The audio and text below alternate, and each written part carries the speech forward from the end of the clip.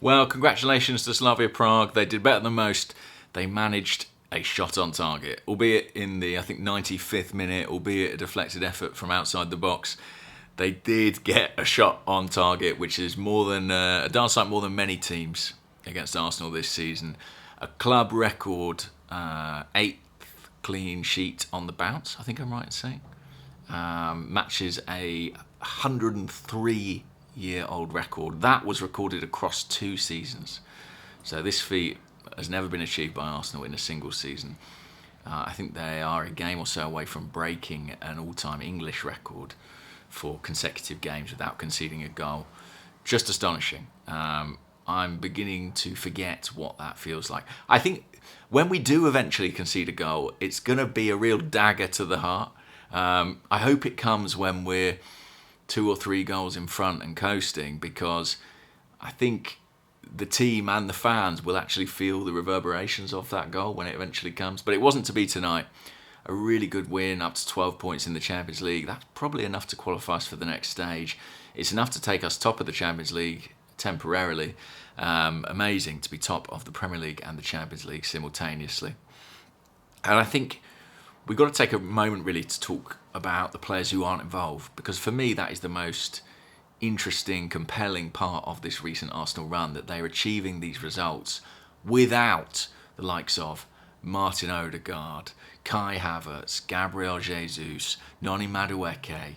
Tonight, no Martin Zubimendi, suspended and with a bit of an injury problem potentially as well. No Victor Gyökeres. Apologies if there are others I'm forgetting. Kepa was not in the squad tonight. That is an extraordinary group of players to be without, and yet not just coping, but thriving. Hats off to Mikel Merino. He stepped into the number 9 role today and delivered with 2 goals, as he did for so much of last season.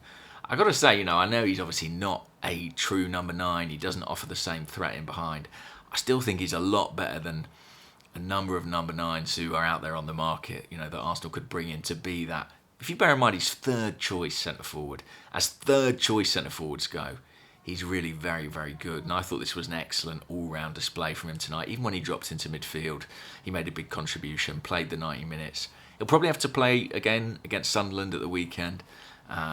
You may have seen earlier I did a story on The Athletic about Victor Gyökeres saying he's unlikely to be available for Sunderland on Saturday. He's aiming to be back for the North London derby after the international break. Will that come too soon? I'm not sure. Similar situation with Gabriel Martinelli, looking at that game, maybe at the Bayern game just beyond it, as the target to be back. So it looks like it'll be Merino away at Sunderland. Well, he had the perfect start to his little run at centre-forward. 2 goals tonight. We actually took the lead through Bukayo Saka from the penalty spot. The penalty was won, you guessed it, off a corner. I think we had 5 or 6 corners. And eventually they paid dividends. There was a handball, a bit harsh maybe.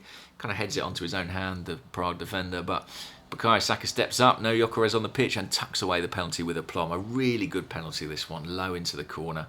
Nothing the goalkeeper could do about it. And then we get ourselves in front. And 1-0 at half time. Once we get in front, the defence is so solid, so secure, you're always feeling comfortable. We get the second goal straight after the break. Leandro Trossard, who set up Declan Rice's goal brilliantly at Burnley with another beautiful assist. I think it was Rice's pass out to him, out onto his left foot, swings in across. Mikel Merino played onside by the defender at the far post. Beautiful cushion first-time volley. That's the kind of finishing we've seen from him when he's been playing in that position. It reminded me a bit of the goals he scored in that game at Leicester when he first played in that number 9 role. Did he come off the bench and do it perhaps? And the goals he's been scoring for Spain, arriving in the box, his timing so good, his composure. Lovely cushion finish, and it's 2-0. And he gets the third, Merino, this time a Declan Rice cross from open play.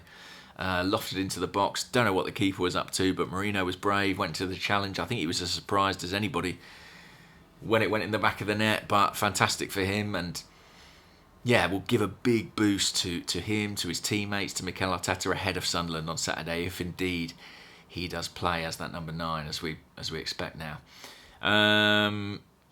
Look, the defensive record wasn't the only one broken tonight. Max Dowman comes off the bench, the first 15-year-old to play in the Champions League, virtually a full year younger than Jack Wilshere, who was previously our youngest Champions League player. Wonderful for him. I was delighted to see Andre Harriman-Anus get on as well. He acquitted himself really well, I thought, against Brighton in the Carabao Cup, and he earned that tonight. And with Gyökeres and Havertz out, having that academy player to promote, to call upon, to use in these situations, really important. Saves a few legs. I think it was Declan Rice who came off for him.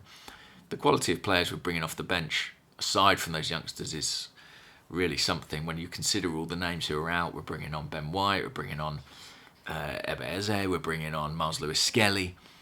We've spoken about the depth so many times, particularly defensively. The depth is extraordinary.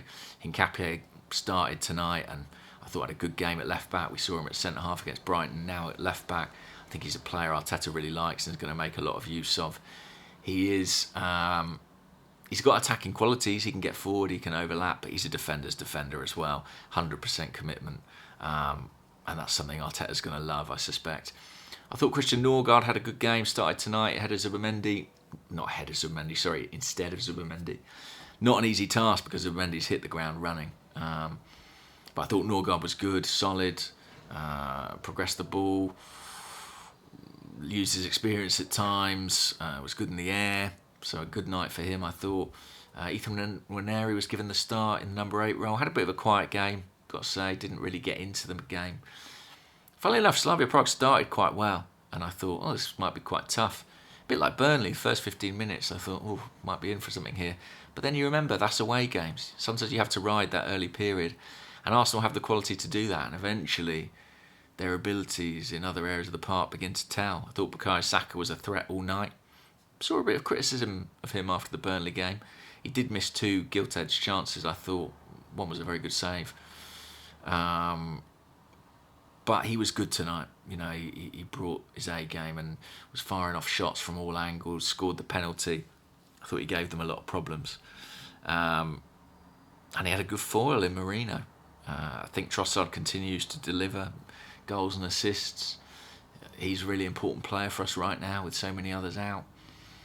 If Arsenal can go to Sunderland, look, they'll be determined to get that clean sheet and clinch another record, of course. And we saw that determination at the end of the game. Gabriel flying into challenges and stoppage time, much like he was at Turf Moor. He definitely is 100% aware of the stats, aware of the record. I think Mikel Arteta was as well, from seeing him on the touchline, his little celebration with his staff afterwards. I think they had their eyes on this and they wanted to do it. They want to make history. And it looks like this could be a season in which they do make history. So they'll be determined to do that at Sunderland. But frankly, I think if they go there and win, it's just an extraordinary sequence of results and places them in a fantastic position ahead of the international break. These are a couple of big weekends in the Premier League either side of this international break. Obviously, we go to Sunderland for what will be a tough match. We take nothing for granted. And then City, I think, host Liverpool on the Sunday.